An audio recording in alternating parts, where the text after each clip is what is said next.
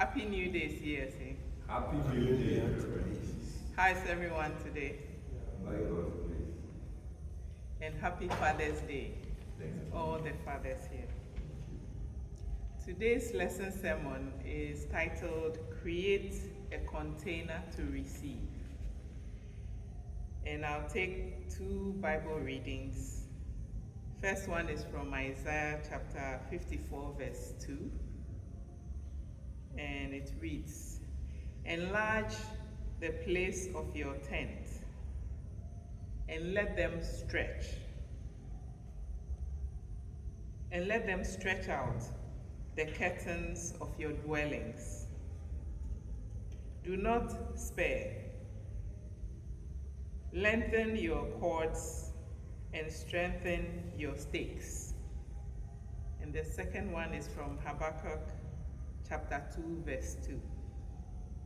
Then the Lord answered me and said, Write the vision and make it plain on tablets, that he may run who reads it. God's overflow depends on our capacity to receive. He fills the space or the container or environment that we create to receive. What desires have stopped flowing in our lives? Have we prepared a container big enough to receive it? Many of us have desires, God-given dreams, visions, or needs, relationships, a good job, good health, financial freedom, spiritual awakening, children, mental clarity, and the list goes on and on. But you see, having a desire is not enough. Praying passionately for it is also not enough to bring fulfillment, because God responds to preparation, not passion. Roy Eugene Davis, in his book, All Things Possible, tells us that the universe is self-regulating, self-supporting, and self-renewing. We only have to be open to it. Now the question is, how open are we to the universe's support? Have we created a container big enough to receive? We cannot put new wine in old wineskin. First and foremost, we must prepare to receive. Preparation is key. In addition to prayer, meditation, affirmations, and visualization, we also need to prepare the container or the space or the capacity to receive what we desire or need. As we go about our daily routines and activities, we become too involved and dependent on the external world and hold on to patterns, beliefs, behaviors, relationships, projects, and other things that prevent us from experiencing the fulfillment of our desires. We must choose to clear our space or container of all that do not serve us or our purpose. 1, we need to eliminate the clutter in our minds. We need a clear mindset as we prepare to receive the fulfillment of our needs. And indeed, we cannot receive when our hands are full. We have to empty our hands in order to be able to receive. What are we believing about ourselves and about our world? Do we believe that we are worthy of God's grace or the universe's benevolent support? Or we are believing that we are not worthy and nothing will ever work for us? If you are ill and need healing, what are you believing? Are you doubtful that God will come through for you? Or you think or believe your case is hopeless? What kind of belief do you have about relationships? Are you open to great relationships? Or you believe you will never find your true partner? The same question goes for a job, financial freedom, or whatever you are desiring. We need to catch ourselves despairing, feeling unworthy, doubting, or feeling hopeless. Then we replace these feelings with confidence, faith, hope, and trust that the universe is working for our good.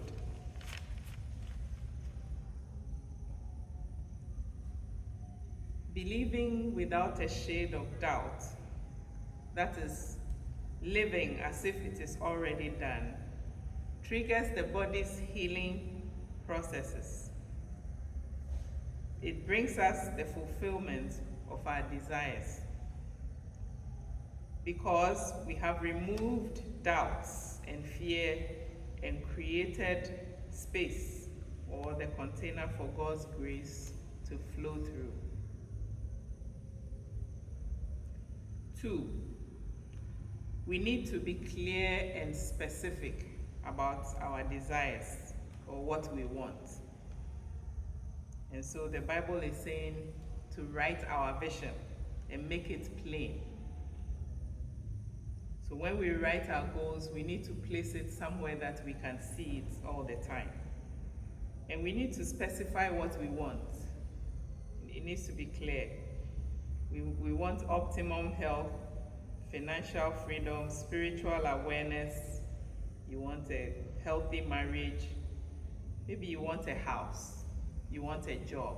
Whatever it is that you want. When you write it, they also need to be smart. When I say smart, it must be specific, it must be measurable. Measurable meaning you must see where you are starting from and where you are ending. And then it must be achievable or attainable. It shouldn't just be something lofty in the air. It must be something realistic that you can achieve. And then it has to be relevant. Whatever you are doing must be relevant to your life's purpose. And then it has to be time bound. All right? Some of the things that we write must be time bound. Other things are ongoing. But then when do you want to achieve whatever it is that you have set yourself? So set that goal. I was listening to one podcast from one of the famous actors, I think Jim Carrey, and he said he started very poor and he wrote himself a check of $1 million at a certain time, I think in about 3 years or so, and he got it in the 3 years. So set yourself a realistic target. You know what is in you that you want to produce, and when is it that you want to achieve it. So set yourself that target. Then the third one is to maintain an attitude of expectation. we need to prepare the vessel or the container to receive. Once we've set the goals, then we need to prepare the container to receive. And whatever we ask for in prayer, we need to believe that we have it and it will come to pass. So, when we write our goals, we need to write them in the present tense.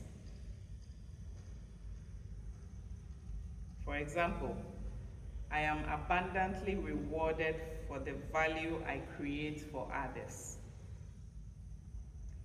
Every cell of my body is renewing, re-energizing, and healing right now.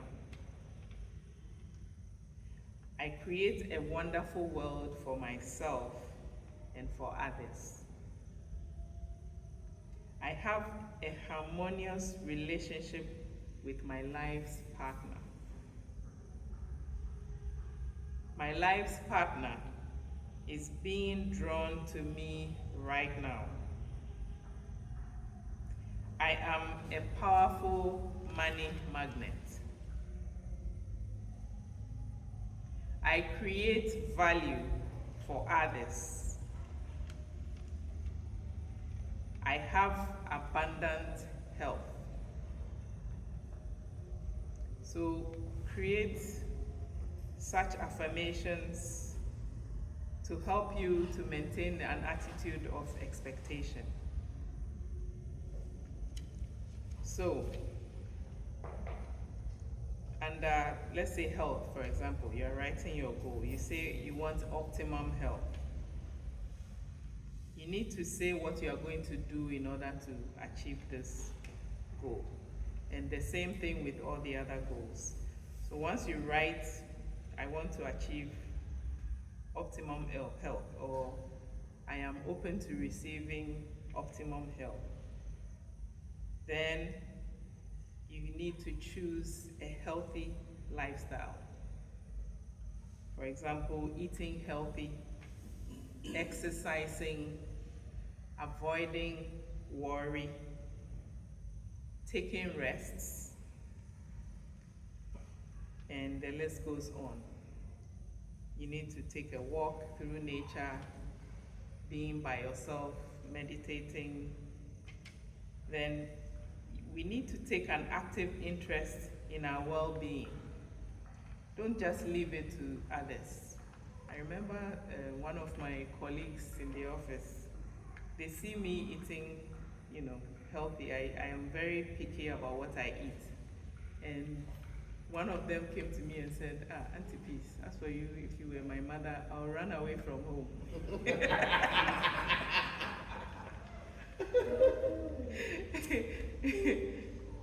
Then every time she's complaining about, somewhere is, I have pain somewhere or I'm ill, she's always going to the hospital.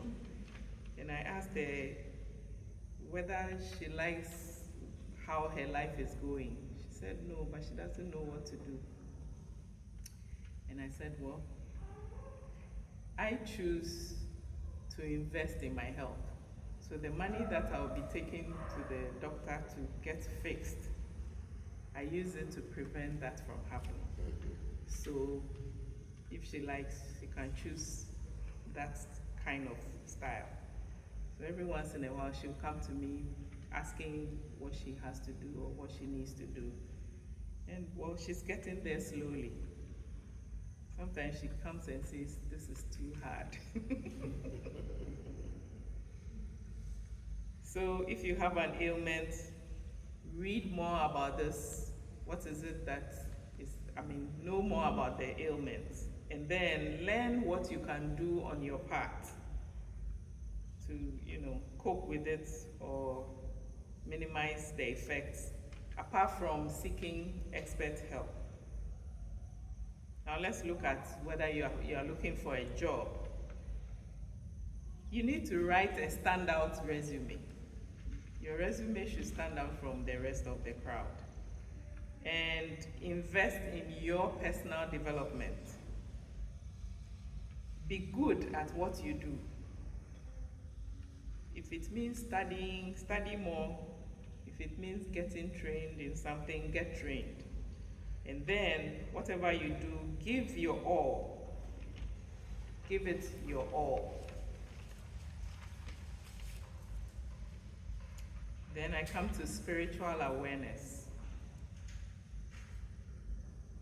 We've been taught here to use the conscious living diary. I would recommend that we go back to that lesson sermon. I don't think Reverend did it once or twice. There are multiple times that we did that. So please go back to that video and learn more about the use of the conscious living diary or super conscious living diary. And very important to meditate without fail and open our minds to infinite wisdom and be in the flow of the universe. Then 4, have an attitude for gratitude. Know that your needs have already been met on time and in good order. Be grateful for all of life, all that is, and all you are. Keep a gratitude journal. Each day, write at least 3 things that you are grateful for. It doesn't have to be big. Start small. Start with the chirping of the birds when you wake up in the morning, the gift of life or breath, the gift of shelter, food, clothes, health, a job, the gift of sight, the ability to walk, the gift of sunshine, rain, laughter, friends, family, and a caring universe. And then the gift or the ability to do the things that we want to do when we want to do it. To do this, we need to pause and notice the present by reflecting during our daily activities or daily routines. Whilst we are walking, brushing our teeth, showering, washing dishes, driving, working, and just mentally say thank you. Express gratitude to others. Say thank you more often and mean it. Give compliments freely and authentically. I know some people will say, oh, I'm not going to tell this person he's doing a good job or he's looking good so that his head will swell. So, I mean, just do it. If the person is looking beautiful, tell the person. You know, such kind words even raise people's spirits. So, it's very important to give, compliments. And do it authentically. Mean what you are saying. And be genuine about it. Then give people your time by listening to them. Say kind words. One of my colleagues, an American, he said his mom told him, whatever you want to say to another person, if it's not a kind word, keep it in your head. Don't say it. So even if you have to give someone a negative feedback, say it with kindness. And then engage in small acts of generosity. All right, so find a need and feel it. During challenges, be grateful for what you learned from it and the strength that you discovered in yourself as a result of experiencing the challenge. And also be grateful for whoever showed up for you during the challenge. Always find something to be thankful for in good or challenging times. I'm not saying you should ignore the pain or the challenge or pretend that everything is perfect. No. It's about choosing to give attention to what uplifts and nourishes your spirit. Remember, attention goes where energy flows. Sorry, let me say that again. Where attention goes, energy flows. What we choose to focus on grows. Where we place our attention, we plant seeds, and these seeds become the fruit of our life. So today, we must learn to empty ourselves to receive. To grow, we must unlearn what no longer serves us. We must empty ourselves of limiting beliefs that say, I am not enough, or I am not worthy. We must eliminate relationships that drain instead of uplift us. Eliminate habits or behaviors that distract us from our purpose. Only when we let go can we make space to receive. God cannot pour fresh water into a cup that is already full. Instead of bemoaning our current circumstances and crying to God, let us create the space, the container, and the environment for God to fill. Our preparation is our act of faith. So be clear and specific in what we want, and follow through with actions that will get us there. Remove all obstacles and limiting beliefs and self-sabotaging behaviors. Write the vision. Maintain an attitude of expectation. Have an attitude of gratitude by focusing on what we have rather than what we lack. When we do our part by creating the container and preparing to receive, the universe will do its part.